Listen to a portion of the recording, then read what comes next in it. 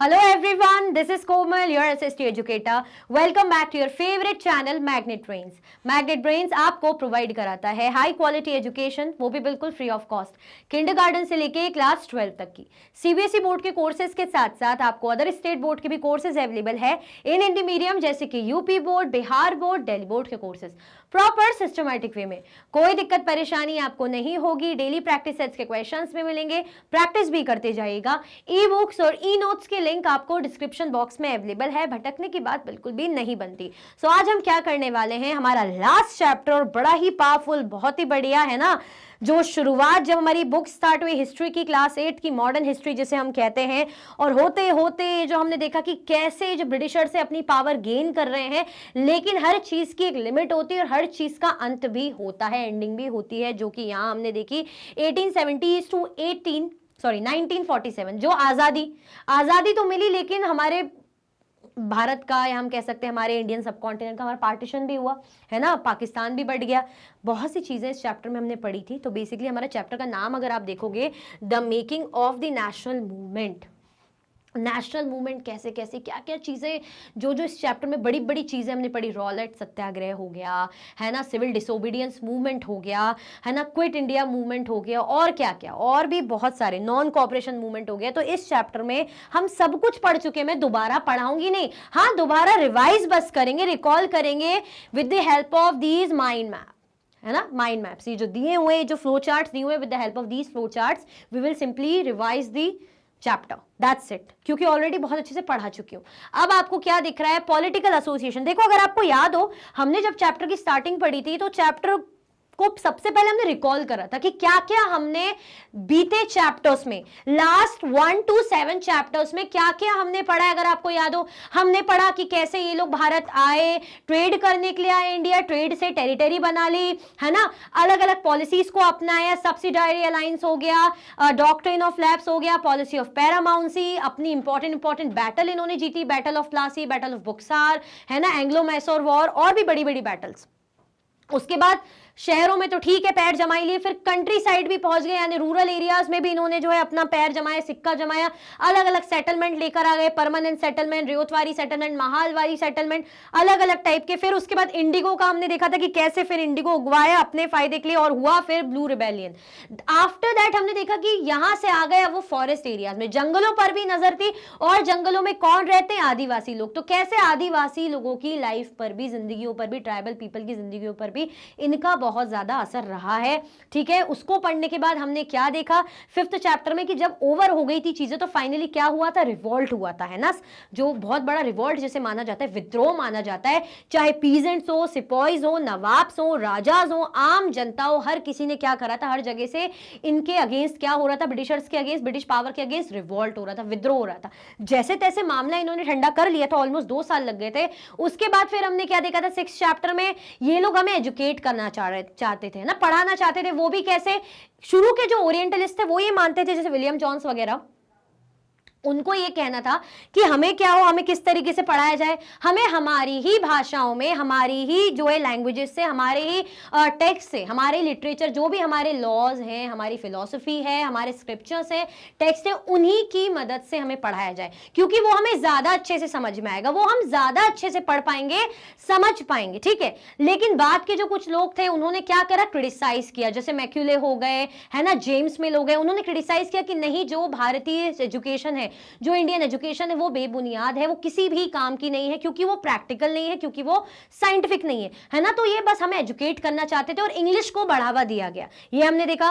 फिर हमारा इससे पहले वाला चैप्टर, जिसमें वुमेन्स की कंडीशन में बदलाव लाए गए, कास्ट सिस्टम में चेंजेस हुए, और न्याय की बातें की गई, है ना, रिफॉर्म, समाज में जो भी बदलाव होने चाहिए समाज को सुधारने के लिए, वो सारी चीजें हम अब तक बाकी के चैप्टर्स में हमने पढ़ा।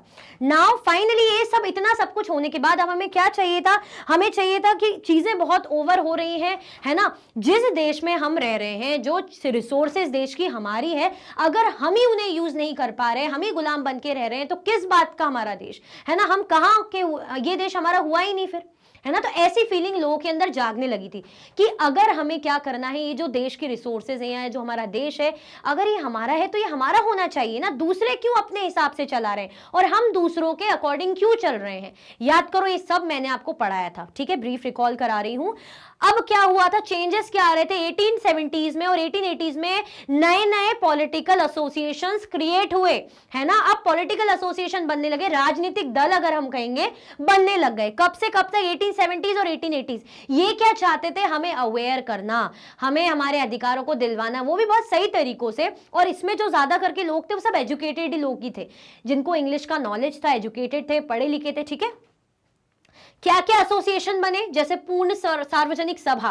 पुनः सार्वजनिक सभा यानी आपको नाम से ही समझ में आ रहा है, सार्वजनिक सभा, सभी लोग इंक्लूडेड हैं, पूरे भारत देश के लोग इसमें इंक्लूड होंगे। ऐसा नहीं है कि सिर्फ मद्रास के लिए बन रहा है या बॉम्बे के लिए बन रहा है या बंगाल के लिए बन रहा है, ऐसा नहीं। द मद्रास महाजन सभा, the Indian association, the Indian national Congress, है ना, द बॉम्बे प्रेसिडेंसी एसोसिएशन, ये सारे इंपॉर्टेंट पॉलिटिकल फॉर्मेशन कब से कब तक हुए, 1870 से 1880। स्क्रीनशॉट ले लो फटाफट से, ये नाम हमने बुक में पढ़े हैं, ठीक है, जल्दी जल्दी से स्क्रीनशॉट लो।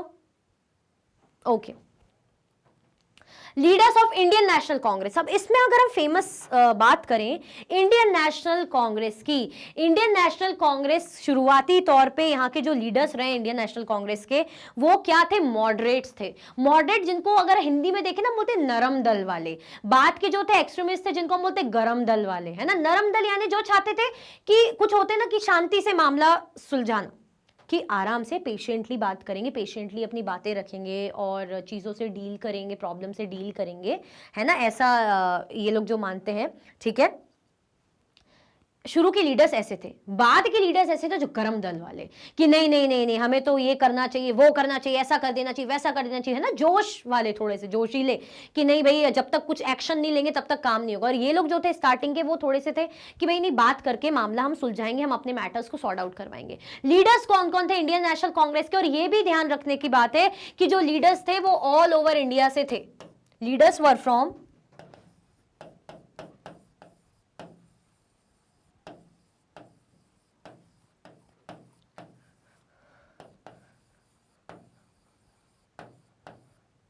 सारे जो लीडर्स थे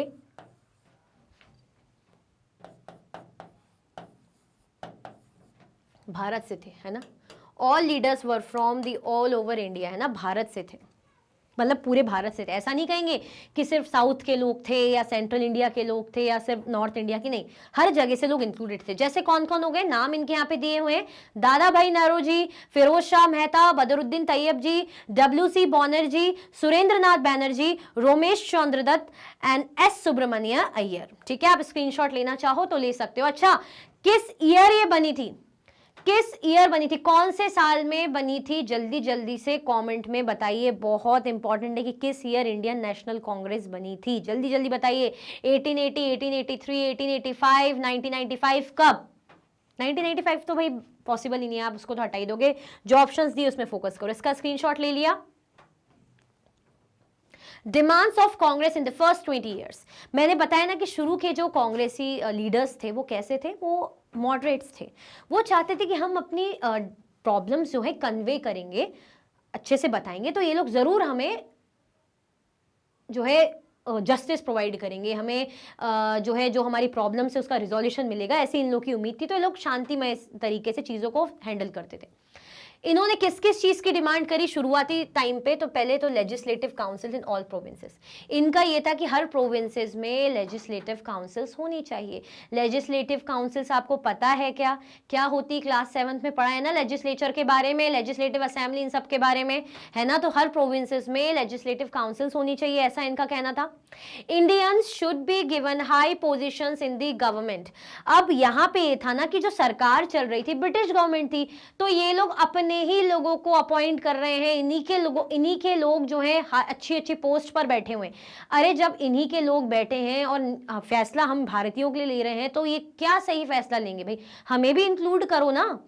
वही बात है ना कि अगर आप 8th क्लास में हो और टीचर बोलेगी कि 12th क्लास के जो सीनियर्स है वो आपके लिए जो है फैसला ले रहे हैं आपकी क्लास के लिए, तो आप ये बोलोगे ना कि मैम ठीक है लेकिन हमारा भी कोई उसमें जो है एक दो स्टूडेंट्स हमारी क्लास के भी इंक्लूड हो उनमें, ताकि वो उनको पता है ना कि हमारी क्लास को क्या नीड्स है क्या कंडीशन है। अब वो लोग तो कुछ भी फैसला ले सकते हैं, उनको थोड़ी पता कि हमारी क्लास की क्या पोजीशन है क्या सिचुएशन है, ठीक है। तो ऐसे ये जो कांग्रेस के लीडर से डिमांड कर रहे थे कि इंडियंस को भी अच्छी अच्छी पोजीशन देनी चाहिए। और हाई पोजीशन की बात क्यों की जा रही है? अब आप सोचोगे हाई पोजीशन क्यों, पैसों का लालच नहीं, हाई पोजीशन रहेगी तो पावर रहेगी ना, कुछ कर सकते हैं अपने लोगों के लिए, अपने देश के लोगों के लिए, ठीक है। अब नॉर्मल छोटी मोटी पोजीशन रहेगी तो आप तो अपने लीडर्स जो आपके ऑफिशियल से वो जो बोलेंगे वही मानना पड़ेगा। अगर आपके पास खुद हाई पोजीशन रहेगी तो आप कुछ फैसला ले सकते हो ना, आपको पता है कि आपके लोग क्या चाह रहे हैं, आपकी देश की जनता की क्या इच्छाएं क्या डिजायर्स हैं। तो ये लोग चाह रहे थे कि इंडियन लोगों को भी इंक्लूड किया जाए। Civil service examination should be held in India. पहले जो सिविल सर्विस एग्जामिनेशंस होते थे कहां होते थे? हमने देखा लंदन में होते थे, है ना, कहां होते थे? अगर आपको याद हो लंदन में होते थे। तो अभी क्या चाह रहे थे कि इंडिया में भी होने चाहिए, क्योंकि सिविल सर्विसेज एग्जाम की बात की जाए तो ये बहुत ही अच्छे लेवल के एग्जाम्स होते हैं, अच्छी अच्छी पोस्ट मिलती है। अगर आपको याद हो, सुनते होंगे ना आप, deputy collector, collector, IAS, IPS, IFS, ये जो बनते हैं, है ना, ये इन्हीं एग्जाम्स के थ्रू बनते, तो कितनी पावरफुल पोस्ट होती, कितनी पावरफुल पोजीशन होती है। तो ये चाह रहे थे कि जो सिविल सर्विसेज एग्जाम्स है हमारे, वो कहां होने चाहिए? इंडिया में भी होने चाहिए, ताकि इंडियन लोग भी पार्टिसिपेट करें, भाई एग्जाम दे, पास हो। हमारे लोग भी काफी इंटेलिजेंट पढ़े लिखे लोग थे, ऐसा तो था नहीं कि एजुकेटेड नहीं है, भाई हम भी पास होंगे, पढ़ेंगे, एग्जाम देंगे तो हमें भी अच्छी अच्छी पोजीशन मिलेगी। अब पोजीशन क्यों चाहिए हमें? पैसों के लिए नहीं, ताकि हमारे हाथ में भी कुछ पावर हो तो हम अपने लोग के लिए फैसला ले पाए, ठीक है। Separation of judiciary from the executive. और क्या चाह रहे थे कि जो जुडिशरी है वो एग्जीक्यूटिव से अलग रहे। अब आपको जुडिशरी और एग्जीक्यूटिव अच्छे से पता है, होनी तो चाहिए, होनी तो चाहिए। 6th में भी आपने देखा होगा थोड़ा इसके बारे में, 7th में भी देखा होगा, और 8th में तो आपने सिविक्स में फिर पढ़ा ही है। जुडिशरी क्या हो जाता है? जुडिशरी में क्या आ जाता है हमारा, यहां लिख दूं अगर, system of courts.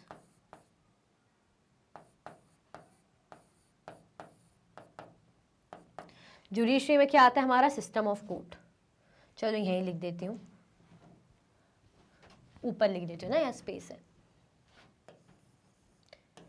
Judiciary,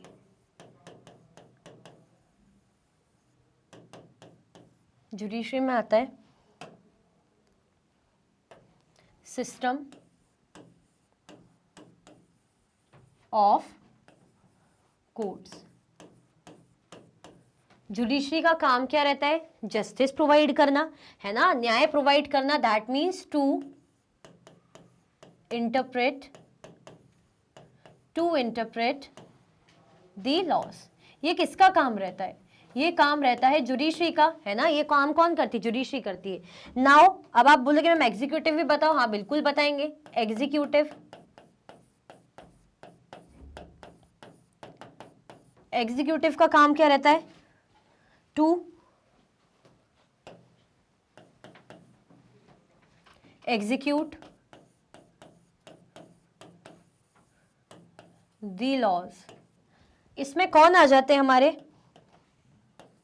executive में बेसिकली हमारी गवर्नमेंट ही आ जाती है। एग्जीक्यूटिव में कौन आ जाती है? हमारी गवर्नमेंट आ जाती है। तो यहाँ पे ये जो कांग्रेस लीडर्स है किस चीज की डिमांड कर रहे हैं कि सेपरेट रखो। आज के टाइम में हमारा जो कॉन्स्टिट्यूशन है उसने क्या दिया है? Separation of powers. अगर आपको याद हो, हमने बहुत अच्छे से सिविक्स में फर्स्ट चैप्टर में ही पढ़ा है ना, इंडियन कॉन्स्टिट्यूशन चैप्टर है हमारा, उसमें हमने फर्स्ट चैप्टर में पढ़ा है ना, सेपरेशन ऑफ पावर, कि जुडिशरी हो, लेजिस्लेचर हो, एग्जीक्यूटिव हो, इनकी पावर अलग अलग कर रखी है। क्यों कर रखी है? कि मानो अगर एग्जीक्यूटिव अपनी पावर का गलत इस्तेमाल करते हैं, गवर्नमेंट ऑफिसर्स, मिनिस्टर्स, नेता वेता अगर अपनी पावर का गलत इस्तेमाल करते, कुछ भी गलत करते हैं, तो जुडिशरी खुल के उन पर कार्यवाही कर सकती है। सेपरेट करके रखा है, लेकिन पहले सेपरेट नहीं था। पहले ऐसा था जैसे आज के टाइम पे अगर कुछ नेता है, कोई नेता है, उसका बेटा एक्सीडेंट कर दे किसी आम इंसान का, है ना, और वो बहुत ज्यादा बिल्कुल हीरोगिरी में कि पापा आप देख लेना, आप तो नेता हो, देख लेना। पापा बोलेंगे हाँ बेटा ठीक है मैं देख लूंगा। अगर आज के टाइम पे हम कह रहे हैं हमारी जुडिशरी कैसी इंडिपेंडेंट है ना, सेपरेशन ऑफ पावर है, तो जज को अगर नेता कोई रिक्वेस्ट करेगा ना कि सोच लेना, है ना, नहीं तो मेरी पार्टी मेरी सरकार है ये वो, तो जज बोलेगा मुझे कोई फर्क नहीं पड़ता आपकी पार्टी आपकी सरकार से, मैं इंडिपेंडेंट हूं। अगर आपका लड़का जो इसका गुनाह साबित होता है, प्रूफ्स मिलते हैं, एविडेंसेस मिलते हैं, तो भाई उसको सजा मिलेगी, जैसी लोग आम लोगों को मिलती है। जो सजा उसके लिए होनी चाहिए, जो लिखी गई है कि उसने एक्सीडेंट किया, जितनी मिलनी चाहिए उतनी उसको पनिशमेंट सजा वगैरह मिलेगी ही मिलेगी, है ना। आपसे हम नहीं डरने वाले। दैट मीन्स हमारे पास क्या है, सेपरेशन ऑफ पावर। लेकिन यहाँ पे ऐसा था कि जुडिशरी और एग्जीक्यूटिव इंडिपेंडेंट नहीं थी, है ना। मतलब अगर सरकार ने बोल दिया कि हमारे फेवर में फैसला लेना, तो जुडिशरी क्या करेगी, इनके फेवर में ही फैसला लेगी। अगर सरकार ने कह दिया ऐसा करो, ऐसा कानून लाओ, या कानून को आप वो मत करना, है ना, वापस मत लेना, हमने निकाला है तो हाँ कर दो, तो ये हाँ कर देगी। अगर ये बोलेंगे ऐसा कर दो तो ये ऐसा कर देगी। अगर ये बोलेंगे वैसा कर दो तो ये वैसा कर देगी। तो यही बात है कि कांग्रेस कह रही थी कि ऐसा वैसा नहीं करना, अलग करो इनको, ये चक्कर पालना ही नहीं, इनको क्या करना है, अलग करना है। तो सही बात है, क्योंकि किसकी सरकार बनी हुई है, ब्रिटिश गवर्नमेंट बनी हुई है ना, जज किनके, इन्हीं लोगों के जज बैठे हुए हैं। ये जो यहां से इशारा करेंगी वो वहां से काम करेंगे। ठीक है, क्लियर हुआ। तो इंडिपेंडेंट मतलब इसको अलग करने की बात की गई। फिर क्या बोला, repeal of arms act and freedom of speech and expression. अब एक एक्ट आया था, कौन सा एक्ट आया था, आर्म्स एक्ट। अच्छा, आर्म्स एक्ट किस ईयर आया था मुझे बताना है ना, आर्म्स एक्ट किस ईयर आया था और क्या था इसमें। देखो आर्म्स एक्ट इसमें ये था, आर्म मतलब हम हाथों को तो आर्म बोलते हैं, आर्म और एम्युनिशंस मतलब हथियारों को भी कहा जाता है। इस एक्ट के तहत ये इन्होंने बात की गई कि जो भी भारतीय लोग हैं वो किसी भी प्रकार के हथियार अपने साथ नहीं रख सकते। अब कुछ लोग होते हैं प्रोटेक्शन के लिए, खुद के पास रहता ही है उनका, तो हथियार साफ साफ मना कर दिया। आर्म्स एक्ट लेकर आ गए कि इसको क्या करना है, कोई भी इंडियन, भारतीय, सिर्फ भारतीय अपने पास हथियार नहीं रख सकते हैं, है ना। तो ये लेकर आ गए। और क्या छीन ली थी, freedom of speech and expression. अगर कोई जैसे कुछ कानून पसंद नहीं आ रहा है, फॉर एग्जांपल ये कानून पसंद नहीं आ रहा है, मैं अपनी आवाज उठाना चाहती हूं तो नहीं, मेरे से वो freedom of expression, freedom of speech वो छीन ली कि अब मैं अपने अधिकारों के लिए, या मुझे अगर सही नहीं लग रहा है तो मैं अपनी बात नहीं रख सकती, मुझसे वो सारे अधिकार छीन लिए गए हैं। ऐसा कानून ले आए। किसने करा था ये सब ब्रिटिश गवर्नमेंट ने किया था। तो इन सबको वापस लेने की डिमांड किसने की, कांग्रेस ने की कि भाई ये जो आर्म्स एक्ट है इसको खारिज करो, इसको रद्द करो, है ना, और फ्रीडम ऑफ स्पीच और एक्सप्रेशन होने चाहिए। मतलब आप जो अपनी मर्जी से बोलते जा रहे हो हम उसे मानते जाएं, ऐसा थोड़ी हो सकता। और अगर हम कुछ कह रहे हैं तो हमें अंदर डाल दे रहे हैं या हमें कुछ जुर्माना लगा दे रहे हैं, तो हम परेशान हैं। तो इस चीजों को वापस लो। तो ये कुछ डिमांड किसने करी थी, कांग्रेस ने करी थी। क्लियर हुआ, आगे बढ़े, चलो स्क्रीनशॉट लेना है इसका, स्क्रीनशॉट ले लो। फिर इसके साथ साथ एक वर्नाकुलर प्रेस एक्ट भी आया था। वर्नाकुलर प्रेस एक्ट में क्या था, वो भी same year almost arms act जिस साल आया था ना उसी साल आया था वर्नाकुलर प्रेस एक्ट। उसमें था, नाम से ही समझ में आ रहा है, प्रेस, है ना, यानी न्यूज़पेपर्स वगैरह छपते प्रिंट होते हैं। तो ऐसा था कि अगर न्यूज़पेपर कुछ भी इनके खिलाफ छापता है तो पूरी प्रिंटिंग प्रेस वगैरह सब जब्त कर लेंगे भैया। बिल्कुल सोच लेना, कुछ छापा अगर हमारे अगेंस्ट, तो कुछ भी बोला ब्रिटिश गवर्नमेंट के अगेंस्ट, तो क्लियर। चलो, moderate assessment of land revenues. और डिमांड और भी थी कि जो लैंड रेवेन्यू होता है, जो इनका तरीका है ना लैंड रेवेन्यूज वगैरह, जमीनों से जो भी इनको इनकम हो रही थी, जैसे हमने देखा था कंट्री साइड चैप्टर जो पढ़ा था कि कैसे परमानेंट सेटलमेंट लगा रखा था, रेवतवारी सिस्टम, महालवारी सेटलमेंट, बहुत से अपने अपने तरफ से जो है मुनरो सिस्टम, ये सारी चीजें लेकर आए थे, है ना। तो असेसमेंट का तरीका मॉडरेट होना चाहिए। Reduce military expenditure. ये लोग क्या करते थे, हमारे यहाँ से अर्न करके अपनी बढ़िया मिलिट्री बना रखी थी, उस पर खर्चा कर रहे हैं मेंटेन करने के लिए। मिलिट्री में खैर मेंटेन करने के लिए खर्चा पानी लगता है ना। आप वॉर करने जा रहे हो, कुछ भी करने जा रहे हो, इतनी मिलिट्री को मेंटेन करना, ट्रूप्स वगैरह, हथियार वगैरह, प्रैक्टिस एंड बहुत सी चीजें। तो मिलिट्री एक्सपेंसेस को या मिलिट्री में जो खर्चे हो रहे हैं उनको कम करो भैया, ठीक है। एक्सटेंसिव फंडिंग फॉर इरिगेशन, है ना। अब इरिगेशन, सिंचाई के लिए फंडिंग होनी चाहिए। फिर stoppage of export of food grains from India. अब ये लोग क्या करते थे ना, हमने पढ़ा भी था जो थर्ड चैप्टर पढ़ रहे थे हम, कि ये लोग की नजर थी कि हम कौन सी फसलें उगवाएं भारत में जिसकी डिमांड यूरोप में है, डिमांड है और हम अच्छा खासा प्रॉफिट अर्न कर सकते। जैसे हमारे मसालों की डिमांड थी, कॉटन सिल्क हो गया, इंडिगो हो गया, है ना। तो हमारी चीजों की जो डिमांड है हम वही उगवाएंगे। फूड हमने पढ़ा था ना, क्रॉप्स फॉर यूरोप टॉपिक था हमारा। तो इनका ये था कि हमारे यहाँ भूखे मर रहे हैं, हमारे यहाँ खाने की कमी, अनाज ही नहीं है ना, इतनी ज्यादा दिक्कतें हो रही कि अकाल पड़ रहा है, भुखमरी आ रही है, लेकिन ये लोग क्या करते थे, यहाँ से उगवा रहे हैं, हमसे मेहनत करवा रहे हैं और यूरोप में एक्सपोर्ट कर रहे हैं, यहाँ पे सस्ते में काम हो जा रहा है, वहां पे बढ़िया पैसा अर्न कर रहे हैं, और हम लोग बेचारे जो यहाँ मेहनत कर रहे हैं हमें ही नहीं मिल पा रहा। तो सीधे सीधे इन्होंने कहा कि जो एक्सपोर्ट है फूड ग्रेन्स का, इसको जो है स्टॉप करना चाहिए। डेवलपमेंट ऑफ इंडिजीनियस इंडस्ट्रीज, है ना, हमारे यहाँ की जो हमारे इंडस्ट्रीज हैं इनका विकास होना चाहिए। सही बात है, अब ये लोग अपनी इंडस्ट्रीज को जो वहाँ की आई हुई हैं प्रमोट कर रहे हैं, अपने प्रोडक्ट्स को, अपनी चीज़ों को, तो ये चाह रहे थे कि हमारे यहाँ की जो इंडस्ट्रीज है उसको, उनके डेवलपमेंट लिए काम किया जाए, उनको प्रमोट किया जाए।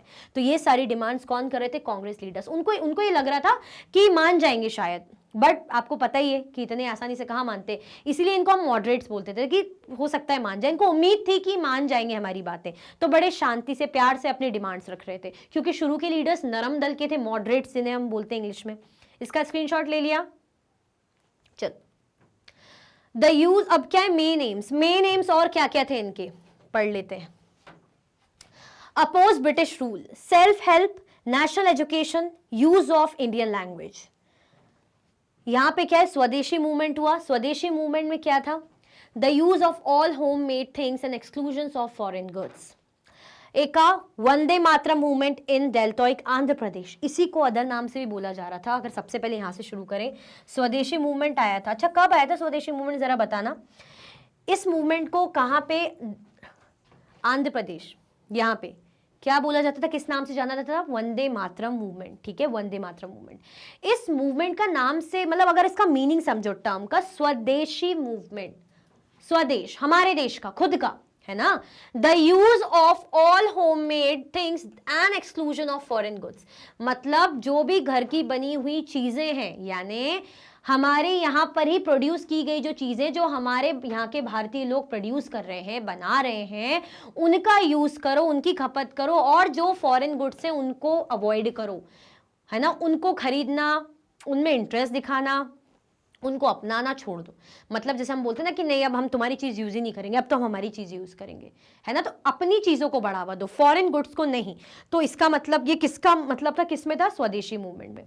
इसका मेन एम क्या था, अगर हम बात करें तो अपोज ब्रिटिश रूल। देखो, अगर आपका फ्रेंड है, फॉर एग्जाम्पल, फ्रेंड भी नहीं है, कोई है, अभी तक आप जैसे तैसे चलो ठीक है उनकी चीजें कर रहे हैं, उनके सामान खरीद रहे हो, अगर अचानक आप बोलो कि नहीं हम उनके सामान अब नहीं खरीदेंगे, अब जो भी हम हमारी चीज खरीदेंगे, तो आप ऐसा क्यों करोगे, अचानक से आपका जो माइंड चेंज क्यों हुआ, क्योंकि आप ब्रिटिश रूल को या उनके रूल को अपोज कर रहे हो ना। आप उनको ये दिखाना चाह रहे हो कि भाई सीधी साफ बात, हम आपकी चीजों के अगेंस्ट है, that is what we want to show you, है ना।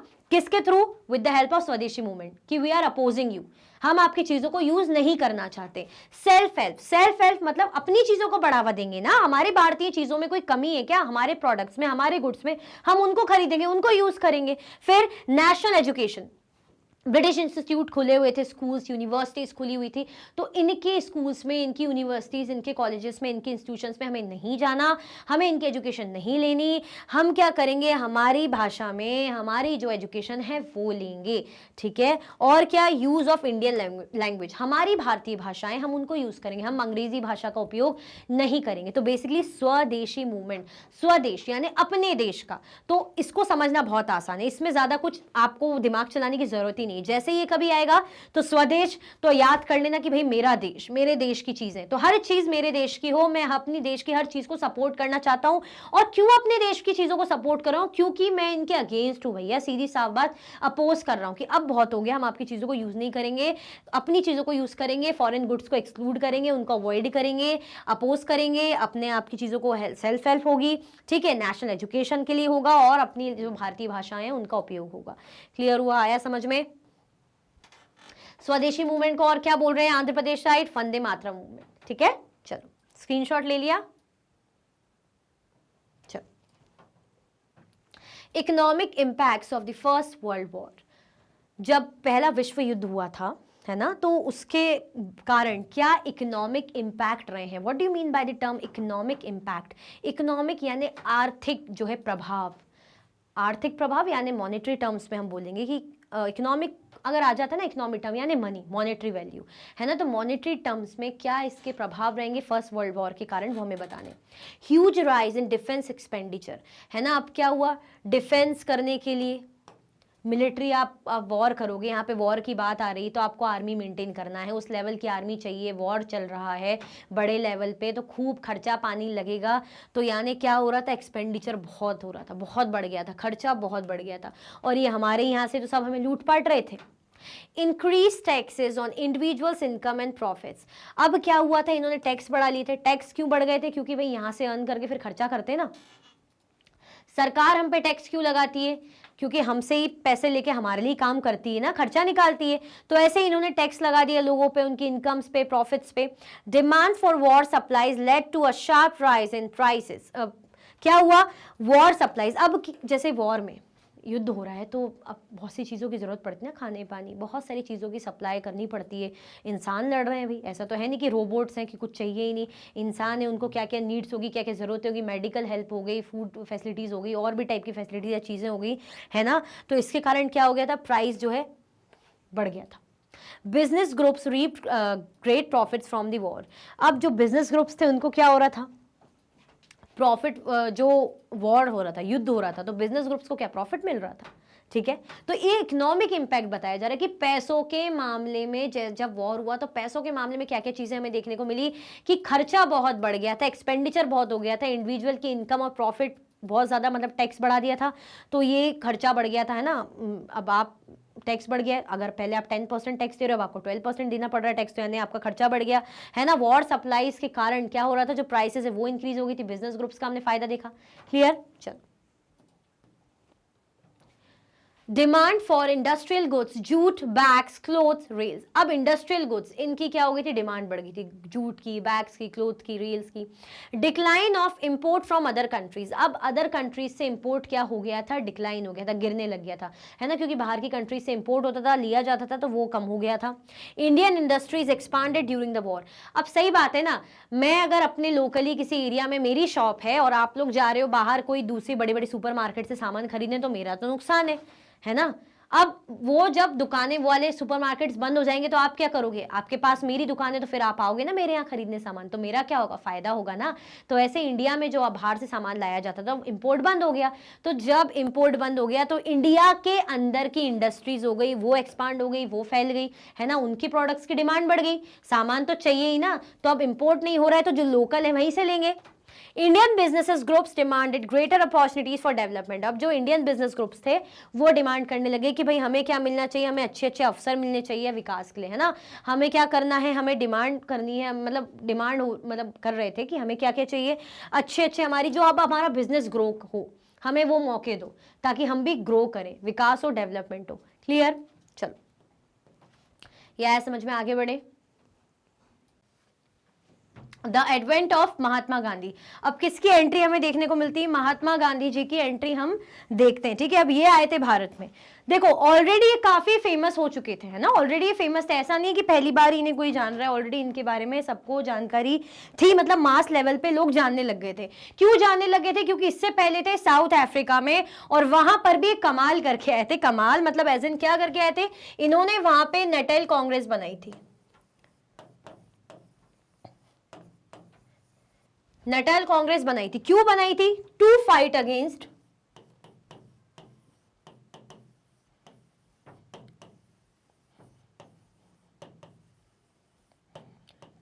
अगेंस्ट रेशियल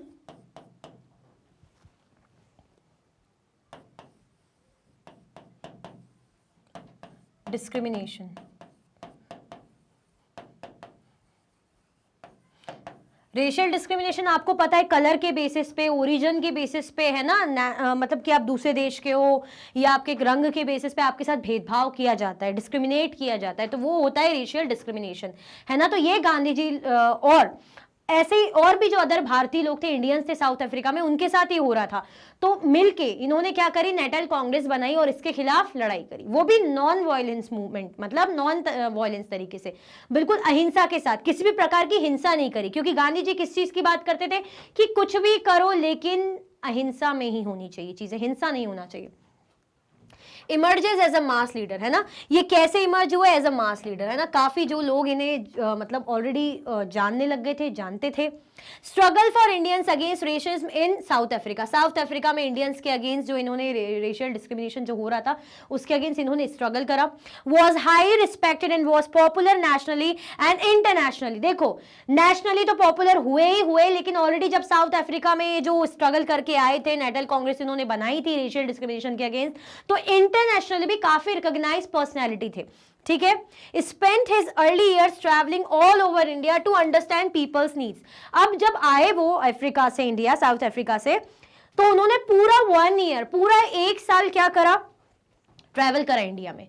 घूमने के शौकीन थे, भारत की याद आ रही थी, घूम रहे हैं भारत की मिट्टी को, एक एक स्टेट को जान रहे, नहीं, पूरा इंडिया उन्होंने क्यों घूमा, वो ये देख रहे थे कि अगर हमें कुछ बड़ा करना है या कुछ चीजें करनी है तो पहले सिचुएशन समझे। हमें क्या बोला जाता है कि भाई आपको अगर वहां घर में रहना है तो पहले देख लो आसपास कैसा माहौल है, पानी की अवेलेबिलिटी है या नहीं, है ना, घर सही है कि नहीं है, लोकेशन कैसी है, यही बोला जाता है। अब ऐसे अगर उन्हें कुछ बड़ी चीज करनी है, देशवासियों के लिए कुछ करना है, देश के लिए कुछ करना है, तो वो जगह जगह जाके ऑल ओवर द इंडिया जा जाके वो ये देख रहे थे कि क्या हो सकता है, क्या करना चाहिए। Launch local movements in Champaran, Kheda and Ahmedabad. Champaran हो, खेड़ा हो, अहमदाबाद हो, इन्होंने यहाँ पे क्या करे थे, लोकल जो भी मूवमेंट थे लॉन्च करे थे, लोकली करे थे पहले। लोकल मूवमेंट्स मतलब से क्या कि छोटे लेवल पे, पहले कोई बड़े स्तर पे नहीं, छोटे लेवल पे। आया समझ में, कोई कंफ्यूजन, दिक्कत तो नहीं है। तो क्या हुए, mass leader, emerge as a mass leader, है ना। Struggle for Indians against racism in South Africa, was highly respected and was popular nationally and internationally, nationally और इंटरनेशनली, अंतरराष्ट्रीय और राष्ट्रीय तौर पे बड़े ही पॉपुलर थे, है ना। और शुरू के जो 1 साल अगर मैं बताऊं, हमने चैप्टर में पढ़ा है, उन्होंने पूरा इंडिया ट्रेवल करा सिचुएशन को समझने के लिए, और फिर स्टार्टिंग कैसे की, छोटे लेवल से, लोकल मूवमेंट से स्टार्टिंग करी, चंपारण, खेड़ा, अहमदाबाद में। क्लियर, स्क्रीनशॉट लेना है, स्क्रीनशॉट ले सकते हो। आगे बढ़े, चलो। The Rowlatt act. अब रॉलेट एक्ट क्या था, passed on 10th March 1919, it allowed the Indians to imprison without any trial.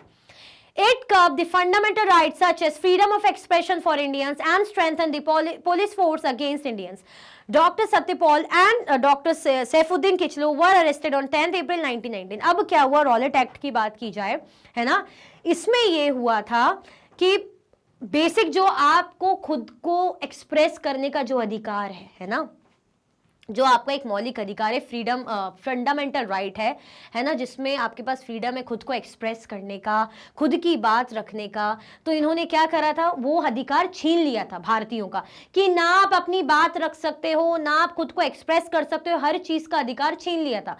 तो बेसिक ये फंडामेंटल राइट होता है, राइट टू फ्रीडम तो हमें हमारा कॉन्स्टिट्यूशन देता है ना। राइट टू फ्रीडम में क्या है, राइट टू एक्सप्रेशन, आप खुद को एक्सप्रेस कर सकते हो, खुद की बातें रख सकते हो, आपके पास आजादी है।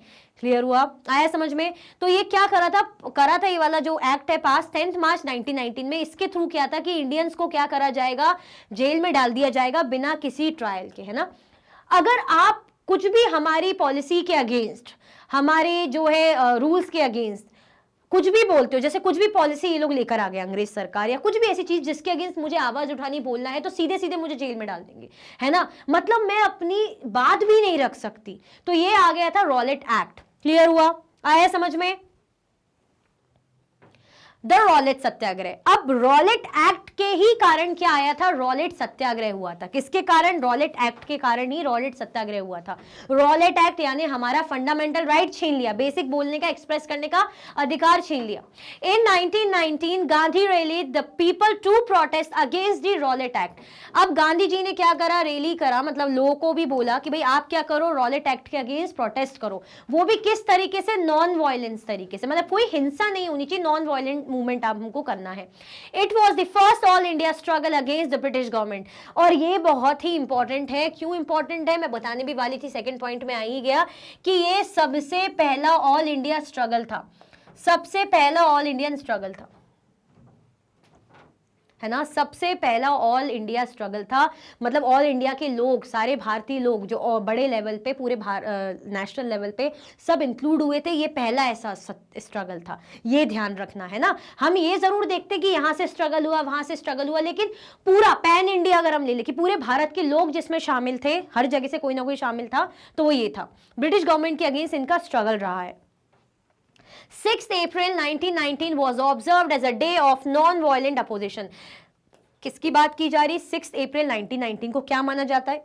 नॉन वायलेंट अपोजिशन का डे। मतलब क्या हो, एक तरीके से आप अपोज कर रहे हो, है ना, जो भी ब्रिटिश सरकार की चीजें हैं उनके द्वारा जो भी बनाई गई, दी गई जो भी उनकी चीजें, उसका आप अपोज कर रहे हो, तो इस तरीके से इसको ऑब्जर्व किया जाता है डे को। The British government use brutal force to suppress the protesters. अब ब्रिटिश गवर्नमेंट ने क्या तरीका अपनाया? ब्रूटल तरीका, बहुत ही बेकार तरीका। मतलब ब्रूटल मतलब बहुत ही, आप समझ सकते हो, जोर जबरदस्ती का खतरनाक एक तरीका, बिना किसी दया रखे। To force to suppress the protester, protesters को दबाने के लिए, चुप कराने के लिए, है ना, उनको कंट्रोल करने के लिए इन्होंने ब्रूटल तरीके अपनाए। The Jallianwala Bagh massacre by General Dyer is an example of the brutal force used by the British government. किसकी बात की जा रही है? एक बड़ा ही फेमस था, क्या हुआ था? जलियनवाला बाग मैसेकर, है ना, ब्रूटल है जलियनवाला बाग मैसेकर, अगर आपको याद हो। क्लियर हुआ? जलियनवाला बाग जब क्या हुआ था? अमृतसर में लोग आराम से अपना मतलब बैठ के प्रोटेस्ट कर रहे थे, आए थे, मिल रहे थे, है ना, तो वहां पे जनरल डायर ने क्या करा? बिल्कुल बिना किसी वार्निंग दिए धड़ धड़ गोलियां चलवा दी। अब आप सोच सकते हो, वहां पे बच्चे थे, बूढ़े थे, औरतें थी, मासूम लोग थे, है ना, चुपचाप से शांति से, क्योंकि गांधी जी का तरीका नॉन वायलेंस का था कि हिंसा नहीं करनी है, इन्होंने गोली चलवा दी थी, जिसके कारण लोग बहुत गुस्सा भी हुए थे, क्योंकि वाकई में ये हम कह सकते हैं हिंसक काम किया, बहुत ही बुरा काम किया, जिसमें जो ह्यूमैनिटी के खिलाफ हम कह सकते हैं। ठीक है, तो रॉलेट सत्याग्रह रॉलेट एक्ट के खिलाफ आया था। ठीक है, नॉन वायलेंस तरीके से मूवमेंट था और ऑल इंडिया लेवल पे मूवमेंट हुआ था। क्लियर हुआ? ब्रिटिशर्स के अगेंस्ट, ब्रिटिश जो गवर्नमेंट है उनके अगेंस्ट ये मूवमेंट करा गया था, और इस मूवमेंट को शांत करने के लिए जो ब्रिटिश गवर्नमेंट थी उन्होंने बहुत ही ज्यादा ब्रूटल तरीके अपनाए थे, जिसका एग्जाम्पल हम जालियनवाला बाग मैसेकर का बोल सकते हैं। ये क्लियर हुआ? आया समझ में? आगे बढ़े, स्क्रीनशॉट ले लिया, स्क्रीनशॉट ले लो। चलो इसको क्लियर नहीं करते, फिर आगे बढ़ते हैं। Various forms of non cooperation movement. Non cooperation movement के वेरियस फॉर्म्स। नॉन कॉपरेशन नाम से ही समझ में आ रहा है, असहयोग आंदोलन, है ना, कि सहयोग नहीं देंगे। Organise non violent campaigns against the high revenue demand of the British in Kheda, Gujarat and Patidar. अब क्या बात की जा रही है? क्या ऑर्गेनाइज किया था? नॉन वायलेंट कैंपेन था। ये कैंपेन कैसा था? अहिंसा, बिल्कुल किसी हिंसा के बिना हो रहा था, कोई हिंसा नहीं हो रही थी। किसके against? Against the high revenue, जो डिमांड की जा रही थी, किससे? ब्रिटिश कर रही थी, है ना, ब्रिटिशर्स की डिमांड थी खेदा में, गुजरात और पाटीदार। क्योंकि ये लोग क्या करते थे? हाई रेवेन्यू मांगते थे, इनको तो अपना क्या देखना है? फायदा देखना है, लेकिन बेचारे जो जमींदार से, किसान से, वो लोग बहुत ज्यादा सफर करते थे, तो उसके अगेंस्ट ये क्या था? नॉन वायलेंट कैंपेन था। Liquid shops were picketed in coastal Andhra and interior Tamil Nadu. Liquid shops को क्या करा गया? पिकेट किया गया। मतलब यहाँ पे क्या था कि जो लिक्विड शॉप्स थी, है ना, शराब दारू वाली जो दुकानें होती हैं, वहां पर लोग क्या हो जाते हैं? जैसे रोकते। फॉर एग्जाम्पल, पिकेटेड का मतलब क्या हो जाता है? जैसे कोई शॉप है या मॉल है, हम लोग बहुत सारे लोग खड़े हो गए, अंदर नहीं जाने दे रहे, है ना, हम चाहते ही नहीं कि लोग वहां जाए, वहां की चीजों को यूज करें या उनका कोई फायदा हो, तो हम रोक रहे हैं, तो इसको क्या बोला जाता है? टर्म को picketed. Tribals and peasants stage forest satyagraha and violated forest laws. Tribal group हो गए, पीजेंट ग्रुप हो गए, इन्होंने भी क्या करा? इन्होंने फॉरेस्ट सत्याग्रह करा, क्योंकि इनका लेना देना फॉरेस्ट से ही है। तो फॉरेस्ट सत्याग्रह मतलब जो भी कानून बने गए थे, जंगल में नहीं जाना है, जंगल में जानवर को नहीं चरने देना है, जंगलों में जंगलों का मतलब जो फॉरेस्ट प्रोड्यूस यूज नहीं करना है, नहीं लेना है, गैदरिंग नहीं करनी, तो वो सब ये लोग कर रहे थे। क्यों? क्योंकि अब इनको कोई मतलब नहीं, हम तो अगेंस्ट जाएंगे, है ना, बेसिकली कानून तोड़ रहे थे जो भी ब्रिटिश गवर्नमेंट ने कानून बनाए हुए थे। तो ये क्या दिखा रहा है? नॉन कॉपरेशन मूवमेंट्स के बहुत से फॉर्म्स। तो ये दिखाना चाह रहे हैं कि हम आपको अब कॉपरेट नहीं कर रहे हैं। पहले आपके कानून थे, हम मान रहे थे, आपने कानून बनाए हुए थे, हम बिल्कुल उसको चुपचाप फॉलो कर रहे थे, डर के। जैसे भी आप रेवेन्यू मांग रहे थे, ठीक है, रोग आके हम दे रहे थे, लेकिन अब ये नहीं चलवे, अब ये नहीं चलेगा। तो यहां पर लोगों का गुस्सा भड़कते हुए हमें देखने को मिल रहा है, यानी नॉन कॉपरेशन मूवमेंट्स के अलग अलग फॉर्म, चाहे नॉन वायलेंट कैंपेन हो, है ना, रेवेन्यू डिमांड के अगेंस्ट, चाहे लिक्विड शॉप्स के अगेंस्ट जो है पिकेट मतलब were picketed in coastal Andhra and interior Tamil Nadu, या ट्राइबल्स और पीजेंट्स ग्रुप, वो लोग फॉरेस्ट लॉस तोड़ रहे थे। ठीक है, चलो various forms of non cooperation movement. आगे और क्या? In Bengal the Khilafat non cooperation alliance gave enormous communal unity and strength to the national movement. Bengal में खिलाफत या नॉन कॉपरेशन अलायंस जिसे कहा जाता है, उसने भी एक यूनिट मतलब एक जोड़ा लोगों को, एक ताकत पैदा करी, ठीक है, and strength to the national movement, national level जो हम मूवमेंट की बात कर रहे हैं उसको और मजबूत किया। In Punjab the Akali agitation of the Sikh sought to remove corrupt mahants supported by the British from their gurdwaras. Punjab में जो अकाली एजिटेशन था, है ना, सिख का, वो क्या कर रहा था, किसको हटा रहा था, जो करप्ट महाजन थे, है ना, महान से, है ना, जो ब्रिटिशर्स के साथ मिले थे तो उनको हटवाया, क्योंकि भाई ये लोग करप्ट लोग थे, गलत सलत काम कर रहे थे और ब्रिटिशर्स के साथ मिले हुए थे, तो इनको भी हटाया गया। In Assam tea garden labourers demanded a big increase in their wages and left their job and started following Gandhi ji. पहले हमने देखा था प्लांटेशन में बेचारे घर नहीं जा पाते थे और उनसे काम भी बहुत किया कराया जाता था और उतनी उनकी वेजेस भी नहीं थी, तो टी गार्डन जो था आसाम में, टी प्लांटेशन, तो लेबर्स ने सीधे सीधे डिमांड करी कि अब हमारी वेजेस को क्या करा जाए भाई, बढ़ाओ, हमारी जो तनख्वाह है वो बढ़ाओ, है ना, नौकरियां छोड़ छोड़ के चले गए और गांधी जी को फॉलो करने चले गए। यानी गांधी जी के आने से लोगों के अंदर कितनी हिम्मत बढ़ी, है ना, लोग नॉन कॉपरेट करते हुए, कॉपरेट ना करते हुए अपना स्ट्रगल जारी रख रहे हैं, हिम्मत दिखा रहे हैं, किसके आने से, गांधी जी के आने से। तो आप समझ सकते हैं कि कितना इन्हें जो है लोग मसीहा या अपना एक बहुत बड़ा लीडर मान रहे हैं। क्लियर, आगे बढ़े, चलो। द मार्च टू डांडी। अब मार्च टू डांडी, इसके पीछे क्या रीजन था, है ना, डांडी मार्च जिसे क्या कहा जाता है, जिसको और अगर मैं लिख दूं तो और क्या बोलेंगे, और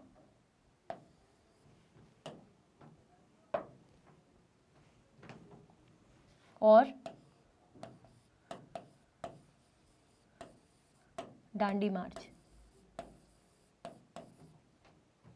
और क्या बोला जाएगा, डांडी मार्च बोला जाएगा, ठीक है। अब इसमें क्या करा था इन्होंने, इसके पीछे का रीजन क्या था, डांडी मार्च, देखो इन्होंने क्या कर दिया था, सॉल्ट लॉ लगा दिया था। क्या लगा दिया था, सॉल्ट लॉ था एक। कौन सा लॉ था, सॉल्ट लॉ।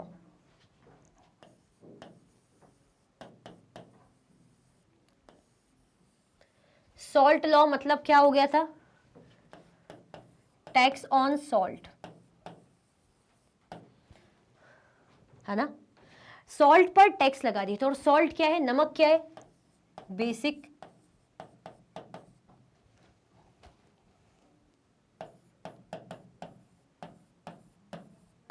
नमक क्या है, हमारी बिल्कुल बेसिक नीड है, बेसिक यूटिलिटी की चीज है ना, बेसिक आइटम है जो खाने में चाहे कोई भी खा रहा हो, किसी का भी बन रहा हो, चाहे कोई किसी कास्ट का हो, धर्म का हो, कहीं का भी हो, नमक तो उसको लगेगा ही। यानी बिल्कुल बेसिक नीड जैसी चीजें, है ना, उस पर क्या लगा दिया था इन्होंने, टैक्स लगा दिया था। अब इस पे तो टैक्स लगा दिया था, साथ में जो सॉल्ट की मैन्युफैक्चरिंग थी उस पर भी मोनोपोली हो गई थी कि और कोई कंपनी या और कोई नमक नहीं बना सकता, ठीक है, सिर्फ एक ही है जो नमक बना सकते, बाकी कोई भी नमक नहीं बना सकता, मैन्युफैक्चर नहीं कर सकता। अगर आपको याद आ रहा हो, हमने पढ़ा था। और अगर कोई मैन्युफैक्चर करेगा, कुछ भी करेगा, तो वो एक उसको, यानी वो कानून को तोड़ेगा, यानी जो सॉल्ट लॉ है इसको तोड़ेगा, ठीक है। तो गांधी जी ने क्या करा था, ये सॉल्ट लॉ को तोड़ा था, नमक बना के। कैसे क्या हुआ था वो भी मैं बताऊंगी आपको, ठीक है। तो सॉल्ट पे टैक्स लगा दी। तो इस बात से गांधी जी हो गए या बाकी लोग बहुत नाराज हुए थे, है ना, कि ये कितनी गलत बात है कि आप नमक जैसी बेसिक नेसेसिटी के आइटम में टैक्स लगा रहे हो और मोनोपोली भी आप ही की, कि बाकी कोई नमक बना ही ना पाए, यानी ये जितने भी दाम में जैसे भी नमक बेचे हमें खरीदना ही पड़ेगा, है ना, और टैक्स अलग लगा रखा है, तो ये गलत कर दिया था। तो इसके खिलाफ गांधी जी ने बोला कि नहीं, इस कानून को तो मैं तोड़ूंगा। और क्या करा उन्होंने, डांडी मार्च यात्रा करी, है ना। क्यों करी, टू अपोज ब्रिटिश रूल। एक सबसे पहला रीजन था कि भाई हम क्या करेंगे, इनके रूल, जो रूल है इसको अपोज करना है। मेन पर्पस तो यही है। अगर गांधी जी या कोई भी कोई कानून तोड़ रहा है तो सबसे पहले क्यों तोड़ना चाहेगा, उसके पीछे का रीजन है कि हम इनको दिखाना चाह रहे हैं कि हम इनके अगेंस्ट है, इनको अपोज कर रहे हैं, इनके अपोजिशन में, ठीक है। तो अपोज करा, कैसे करा गांधी जी, बहुत सारे लोगों के साथ, उसमें हर तरीके के लोग थे, औरतें भी शामिल थी, है ना। डांडी मार्च यात्रा करी, समुद्र के किनारे गए, वहां से उन्होंने क्या करा, जो है पानी समुद्र का, उसको गर्म किया, उससे नमक बनाया, है ना, क्योंकि समुद्र का पानी कैसा होता है, सैलिन होता है, खारा होता है। आप ऑलरेडी 6th में 7th में ज्योग्राफी में पढ़ चुके हो, है ना। तो उससे नमक बनाया, यानी जैसे उन्होंने नमक बनाया तो नमक बनाने वाला जो कानून था कि नमक सिर्फ एक ही की मोनोपोली वही बना सकते, बाकी कोई नहीं, तो ये कानून को गांधी जी ने तोड़ा, ये तोड़ा। और साथ में किस चीज को बढ़ावा दिया, सेल्फ हेल्प। सेल्फ हेल्प मतलब हम बना रहे हैं नमक, हम अपनी दम पे अब प्रोड्यूस कर रहे हैं, हमें अब किसी पे जो है डिपेंड नहीं रहना पड़ेगा। जैसे बोलते हैं ना कि अरे यार तुम बहुत वो शॉप से खरीद के लाते हो या दूसरों की हेल्प लेते हो, अब तुम खुद से कुछ करो। तो यानी सेल्फ हेल्प, अब हमारे खुद के लिए, है ना, किसी पर अब हम डिपेंड नहीं रहेंगे। क्लियर हुआ, आया समझ में, क्या करेंगे हम, किसी पे डिपेंड नहीं रहेंगे। तो क्या हो जाएगा, द मार्च टू डांडी और डांडी मार्च जिसे बोल रहे हैं। रीजन क्या था इसको यात्रा को करने के लिए, ब्रिटिश रूल को अपोज करना, उनके अगेंस्ट जाना, साथ में खुद की हेल्प यानी सेल्फ हेल्प के लिए कि हम ही नमक प्रोड्यूस कर रहे हैं और कोई हम पर क्या है, हम किसी पे निर्भर नहीं रहेंगे, फिर हम टैक्स भी नहीं पे करेंगे, और सॉल्ट लॉ ब्रेक किया था। क्लियर? चलो, और ये भी एक बहुत ही ऐसा मूवमेंट में ऐसा जो यात्रा मानी जाती है जिसमें हर धर्म के, हर कास्ट के, हर जो है क्लास के लोग इकट्ठा हुए थे, औरत हो या आदमी, हर किसी ने सहयोग करा था। ठीक है, चलो, the march to Dandi, main aim oppose the salt law, यही आ गया। देखो इसके पीछे का एम क्या था, सॉल्ट लॉ को अपोज करना, जो नमक के लिए कानून बना है उसको अपोज करना, उसके अगेंस्ट जाना, जो मैं अभी बता चुकी हूँ। Gandhi ji started a march on foot to Dandi, a coastal town, है ना। गांधी जी ने अपनी यात्रा स्टार्ट करी, है ना, पैदल ही चल के गए। दांडी कोस्टल टाउन है, जो तटीय क्षेत्र में, यानी समुद्र के किनारे वाला टाउन है ना, तटीय क्षेत्र। क्यों यहाँ पे गए, क्योंकि यहीं पे से नमक बनाएंगे, जहाँ पे समुद्र आता है, समुद्र का पानी आता है, तो वहीं पानी से उसका नमक बनाएंगे। Started in 1930 from Sabarmati to Dandi 384 kilometre 240 miles, मतलब ये बताया जा रहा है कहाँ से स्टार्ट करी थी। ये बहुत इंपॉर्टेंट है कि कहाँ से कहाँ तक थी। देखो दांडी मार्च, दांडी यात्रा तो बोलते ही मेरे दिमाग से बताना निकल गया, मेरा फोकस सॉल्ट लॉ इसी में था, है ना। तो शुरू कहाँ से हुई थी, ये साबरमती से हुई थी। साबरमती से कहां तक, डांडी।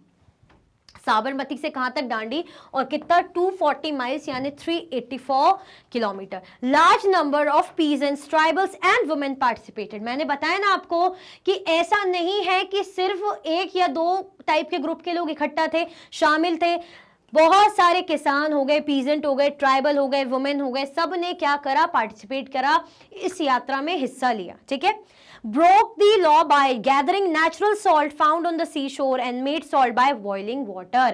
कानून कैसे तोड़ा, जो पानी आता है क्षेत्र, मतलब किनारों पे, समुद्र के किनारों में आप जा रहे हो, पानी आ रहा है ना, उस पानी को आपने बॉईल करा, उससे क्या करा, आपने नमक वहां से बनाए, इकट्ठा करा, यानी आपने कानून को तोड़ दिया। क्योंकि कानून क्या था कि कोई और नमक नहीं बना सकता, इन्होंने नमक बना दिया, दैट मीन्स कानून सिंपल सीधे सीधे तोड़ दिया। क्लियर हुआ? ये बहुत इंपॉर्टेंट है ना, ध्यान रखना इसको। क्यों था मार्च टू डांडी, कहां से कहां तक थी, साबरमती से डांडी गए थे, है ना, कितना 240 माइल्स थी, और हर कोई इसमें इंक्लूडेड था, चाहे पीजेंट्स हो गए, ट्राइबल्स हो गए, वुमेन्स हो गए, हर किसी ने इस पे हिस्सा लिया था। ठीक है, चलो। The civil disobedience movement, civil disobedience movement यानी अगर हम बात करते ओबीडियंस, ओबे करने की, यानी हम क्या कर रहे हैं, मान रहे हैं, आज्ञा मान रहे हैं, है ना। डिसोबे करना यानी अवज्ञा करना, यानी आज्ञा नहीं मानना, है ना, यानी कोई चीज आपको कोई ऑर्डर दिया जा रहा है, आप उसको अवेल ना करो कि हमें नहीं मानना। तो civil disobedient movement, it stemmed from the Dandi march, the entire nation including women join the movement, है ना। इस मूवमेंट में ये एक शुरुआत कहां से स्टार्ट हुई थी, डांडी मार्च से हम कह सकते हैं इसकी शुरुआत हुई थी, है ना। कोई होता है ना कि एक चीज होती है उससे फिर दूसरी चीजों की शुरुआत होती है, तो ऐसे ही डांडी मार्च से इसकी शुरुआत हुई थी। The entire nation including women join the movement, entire पूरे नेशन ने, चाहे उसमें वुमेन्स हो, हर किसी ने इस मूवमेंट को ज्वाइन करा। There were large scale boycotts of schools, colleges and offices. Civil disobedience movement यानी आपकी चीजों की, आपकी जो भी चीजें हम उसके साथ उसको यूज नहीं करेंगे, कुछ नहीं करेंगे, तो इन्होंने क्या कर दिया, जो से बॉयकॉट मतलब बहिष्कार कर दिया कि ना ब्रिटिशर्स के जो स्कूल्स हैं, इनके जो कॉलेजेस हैं, ऑफिसेस हैं, हम यहाँ नहीं जाएंगे, इनका उपयोग नहीं करेंगे, इनके यहाँ नहीं पढ़ेंगे, इनके यहाँ काम नहीं करेंगे। Foreign goods were burned in bonfire, जो भी फॉरेन क्लोथ्स से, गुड्स से, सामान है बाहर का जो आ रहा है विदेशों का, उनको जला दिया गया। The protest appeared in all major newspapers across the world। और ये जो प्रोटेस्ट है ना, पूरे न्यूज़पेपर्स में, पूरे वर्ल्ड के सब जगह छापा, मतलब एक बहुत बड़े लेवल पे, मास लेवल पे ऐसी चीज़ें हो रही थी कि भाई इनकी सामान जलाया जा रहा है, इनके स्कूलों को, कॉलेजेस को लोग छोड़ रहे हैं, ऑफिसेस को बहिष्कार कर रहे हैं, बॉयकॉट कर रहे हैं, तो ऑब्वियसली सब जगह छप रहा होगा, न्यूज़पेपर में प्रिंट हो रहा होगा, हर कोई पढ़ रहा होगा। ठीक है, तो आप समझ सकते हो अब बड़े लेवल पे चीज़ें हो रही हैं। Quit India movement and later, अब क्या हुआ, फाइनल एक इन्होंने लेयर चलाई कि ये मूवमेंट्स, ये सारी चीजें हो गई, अब इनको सीधे सीधे बोलेंगे भारत छोड़ना है भैया, अब क्या करो, भारत छोड़ो। Established by Mahatma Gandhi in the middle of Second World War, resolved that the British must quit India immediately. Gandhiji said to the people, do or die. Leaders were jailed, but the movement spread, attracted peasants and youth. इसको किसके द्वारा establish किया गया, महात्मा गांधी के द्वारा, है ना। Second world war के ही बीच में इसमें बात है कि अब गांधी जी ने बोला अब हमें क्या करना है, अब हमें फाइनली एक लेयर चलानी है, अब भारत छोड़ने को कहना है, बहुत हो गई ये सारी चीज़ें, फाइनली हमें मिलके इनको भारत छुड़वाना है। Resolve that British must quit India immediately. ये बात की गई कि अब ब्रिटिशर्स क्या करेंगे, इंडिया को इमीडिएटली जल्द से जल्द अब इनको छुड़वाना है, इंडिया छोड़े। Gandhi ji said to people do और डाई। गांधी जी ने लोगों को कहा कि भाई अब ऐसी स्थिति हो गई है जब हम बोलते ना कि बस यार फाइनल फाइनल, एक बस और मेहनत, एक और जोर लगा दे, करो या मरो, मतलब अब तू कर या तू मर, मतलब है ना, अब चीजों को ढील मत दे, कर ले, इतनी मेहनत कर कि अब या तो भगा या तो मर जाए, ऐसे डू और डाई, करो या मरो, करना ही है मतलब। अब leaders were gelled but the movement spread. अब क्या करेंगे ये लोग, इन लोग के पास तो एक ही काम रहता है, एक ही पावर है ना, गनवन चला दी, मार वार करवा दी, लाठी वाठी चलवा दी, शूट वूट कर दिया है ना, और या जेल में डाल दिए या जुर्माना लगा दिया, एक ही काम रहता था इनका, ये लोग यही करते थे। Attracted peasant and youth. लेकिन फिर भी लोगों के अंदर अब आज़ादी के लिए इतनी ज़्यादा ज्वाला भड़क रही थी कि लोग अब शांत नहीं हो रहे थे, लोगों के अंदर हिम्मत जज्बा जाग चुका था कि लीडर्स लोगों को जेल भी मिल रही थी, फिर भी ये लोग ऐसा नहीं हुए कि अरे यार हमारे लोग जो लीडर्स है, नेता लोग, वो जेल में चले गए, नहीं, कुछ डर नहीं था। अभी लोग निडर हो गए थे और हिम्मत से क्या कर रहे थे, जो है करते जा रहे थे, आंदोलन करते जा रहे थे कि अब भारत छोड़ो, भारत छोड़ो, मतलब अब दिमाग में सबके आ गया था माइंडसेट कि हमें अब इनको भगाना ही है, अब चाहे कोई जेल चले जाए, मर जाए, हमें कोई मतलब नहीं है, ठीक है, हिम्मत जाग चुकी थी। Communications and symbols were attacked, है ना, इनके जो भी सिंबल्स है, इनकी जो भी चीजें, हर उस चीजों पे अटैक करा गया, जो भी इनकी चीजें, उन पर लोगों ने अटैक करा।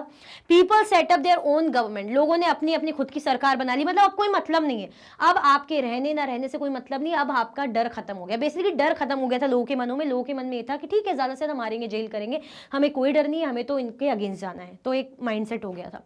First response of the British was severe repression. अब पहला जो रिस्पॉन्स था ब्रिटिशर्स का, ऑब्वियसली मैंने बताया ना, ये क्या कर सकते हैं, जेल में डालेंगे, मार पिटाई करेंगे, है ना, या गोली वोली चलवा देंगे, यही करेंगे, तो यही तरीका इन्होंने अपनाया। By the end of 1943 over 90,000 people were arrested and thousands killed in police firing. यही वही हुआ कि लगभग 90,000 लोगों को अरेस्ट करा गया और कितने लोग, ऑलमोस्ट हजारों की तादाद पे लोग तो पुलिस फायरिंग में मारे गए।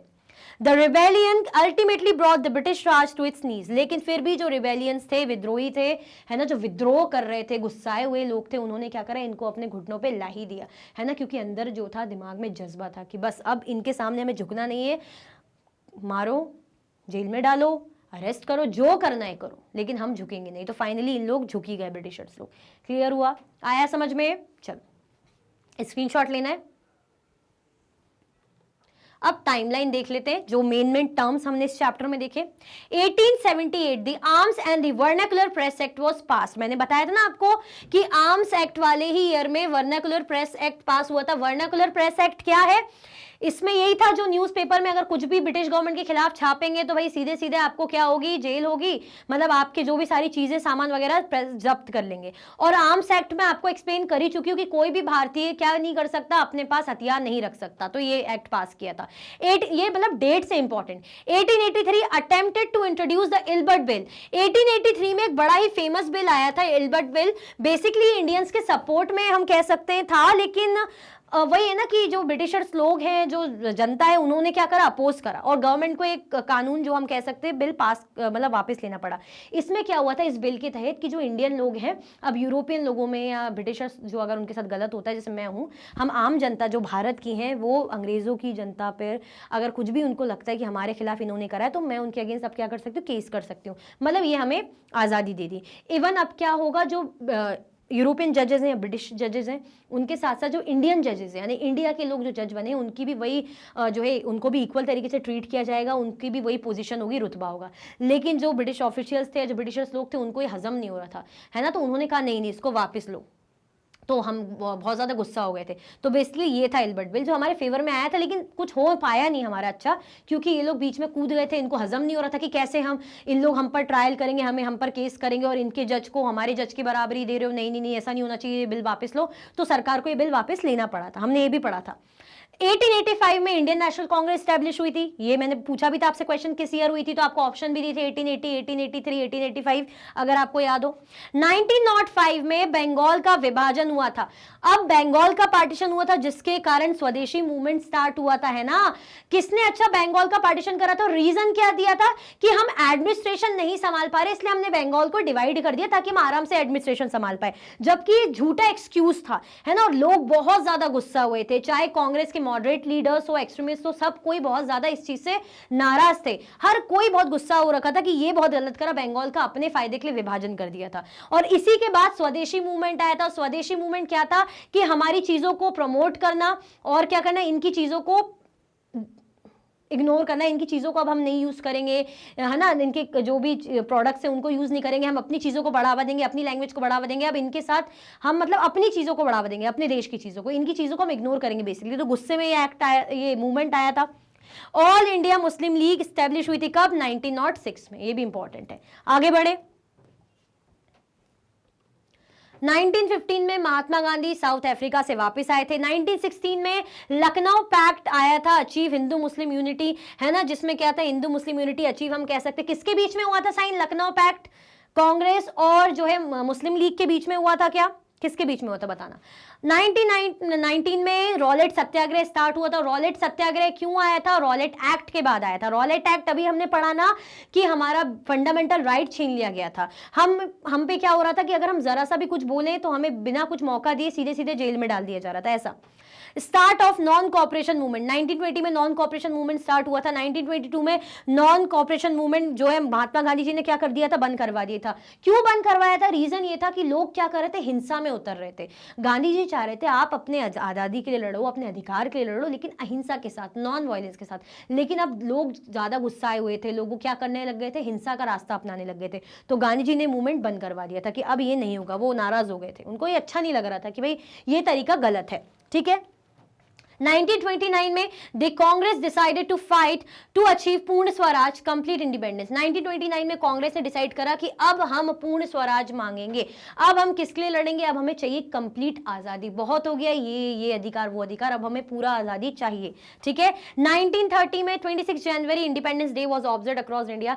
26 जनवरी इंडिपेंडेंस डे इन्होंने ऑब्जर्व करा कि भाई एक तरीके से इन्होंने मान लिया कि आजादी का दिन है हमारा। ठीक है, एक खुद को वो करने के लिए कि भाई ये आजाद हो रहे हैं हम। महात्मा गांधी स्टार्टेड दी डांडी मार्च। 1930 में महात्मा गांधी जी ने डांडी मार्च स्टार्ट करी। 1939 में वर्ल्ड वॉर स्टार्ट हुआ। 1942 में अगस्त में जो है क्विट इंडिया मूवमेंट स्टार्ट हुआ था। ठीक है। और अगर हम बात करें किसकी कि भाई आज़ादी के साथ साथ किस चीज़ की भी डिमांड की गई, डिफरेंट स्टेट, डिफरेंट कंट्री की भी बात की गई कि मुस्लिम्स के लिए अलग स्टेट होना चाहिए, मुस्लिम्स अब हिंदूज के साथ नहीं रह सकती। तो जो मुस्लिम्स लोग हैं उन्होंने डिमांड की थी कि हमें क्या होना चाहिए, हमारे लिए एक अलग राज्य दो। रीज़न क्या था? क्योंकि उन्हें ऐसा लग रहा था कि वो इंपॉर्टेंस हमें मिल नहीं रही है ना, वो हमें उतना वो भाव बोलते ना, वो उतना मिल नहीं रहा है जितना इन लोग हमें मिलना चाहिए, जितना मेहनत हमने की है। ठीक है, क्लियर हुआ? आगे बढ़े, चलो। सो भाई इसी के साथ हमारे लास्ट चैप्टर की भी वीडियो एंड होती है, माइंड मैप की। आई होप आपको सब कुछ अच्छे से रिकॉल हुआ होगा, समझ में आया होगा। तो कुछ भी कंफ्यूजन होता है तो मुझे कमेंट सेक्शन में ज़रूर बताइएगा। ठीक है। वैसे तो मैं ऑलरेडी चैप्टर में बहुत अच्छे से आपको पढ़ा चुकी हूँ, और मैंने क्योंकि चैप्टर भी बहुत बड़ा था और बड़े होने के साथ साथ चैप्टर में हर चीज़ बहुत इंपॉर्टेंट थी, तो मैंने कोशिश की यहाँ पे रखने की।